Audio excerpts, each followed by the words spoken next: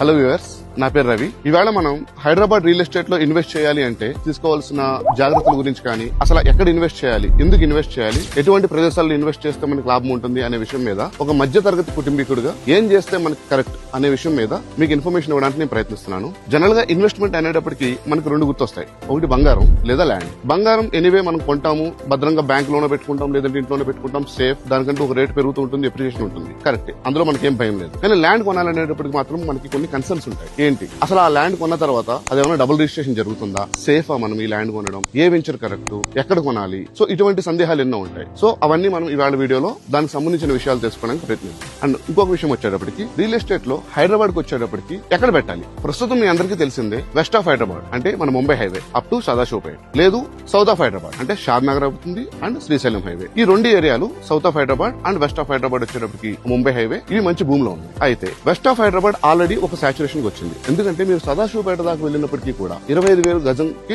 Already touch అయిపోయింది rate. So ఒక మధ్య తరగతి వాడిగా 25,000 అనేది ఒక ఎంట్రీ పాయింట్ కి కరెక్ట్ ప్రైస్ కాదు అని నేను అంటాను. ఐ మీన్ నేనేమంటానంటే కరెక్ట్ ప్రైస్ కాదు అంటే అక్కడ కొంటే మంచిది కాదు అని కాదు. Still it is a good price. అయినప్పటికీ కూడా ఇంకా తక్కువలో హెచ్ఎండిఏ పరిధిలో కొంటే ఎంత బాగుంటుంది, దాని వల్ల మనకు వచ్చే అప్రిషియేషన్ ఏంటి అనేది మనకు ముఖ్యం. సో ఆ రకంగా చూసుకుంటే సౌత్ ఆఫ్ హైదరాబాద్ వచ్చేటప్పటికి షాద్ నగర్ వైపు వెళ్ళొచ్చు, లేదా శ్రీశైలం హైవే వైపు రావచ్చు. ఇప్పుడు మనం శ్రీశైలం హైవేలో ఉన్నాం. శ్రీశైలం హైవే గురించి మాట్లాడదాం. శ్రీశైలం హైవేకి ఎందుకు రావాలి? మనకి కేసీఆర్ గారు గవర్నమెంట్ లో కానీ, కాంగ్రెస్ రేవంత్ రెడ్డి గారి గవర్నమెంట్ లో కానీ రెండు విషయాలు జరిగాయండి. Fourth city Hyderabad, fourth city, future city, Bharat city ఏదైనా పిలవచ్చు. సో ఈ ఏరియాని ఫుల్ ఫోకస్ పెట్టారు. ఫార్మా సిటీ అన్నారు. ఫార్మా సిటీని తీసి ఇప్పుడు స్మార్ట్ సిటీ చేస్తున్నారు. అండ్ ఇక్కడికి వచ్చేటప్పటికి ఎన్నో universities, research organisations, sports universities మొదలగు అన్ని కూడా ఇక్కడ తీసుకొస్తున్నారు.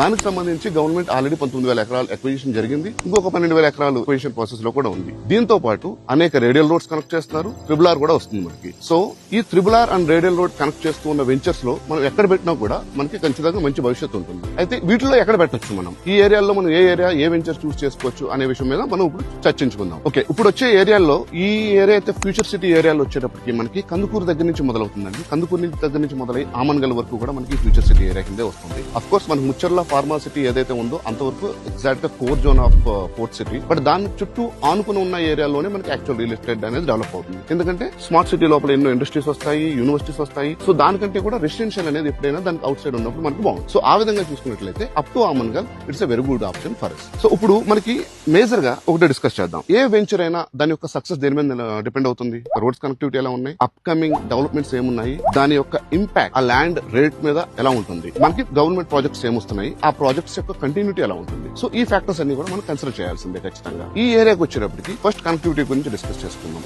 అద్భుతమైన కనెక్టివిటీ డెవలప్ చేస్తున్నారు.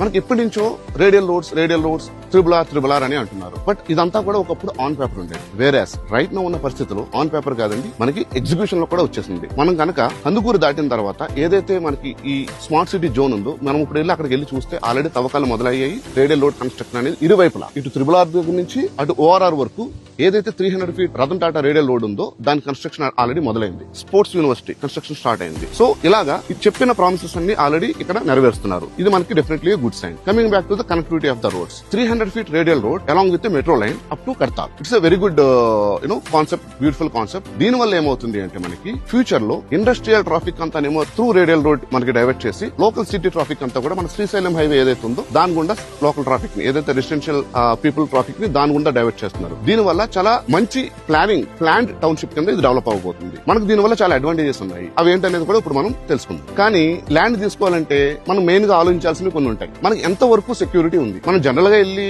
ఒక మధ్య తరగతి వాడిగా మనం వెళ్ళి ఒక ఎకరం అరెకరం కొనడం వేరు. అవి మనకి చాలా రేట్లు ఉన్నాయి. ప్రస్తుతం ఉన్న పరిస్థితుల్లో కొన్ని పరిస్థితులు కూడా లేవు. సో మనకున్న ఆప్షన్స్ లో ఏదైనా ఒక మంచి వెంచర్ లో ఒక ప్లాట్ కొనుక్కోవడం అనేది బెస్ట్ ఆప్షన్ ఉంటుంది.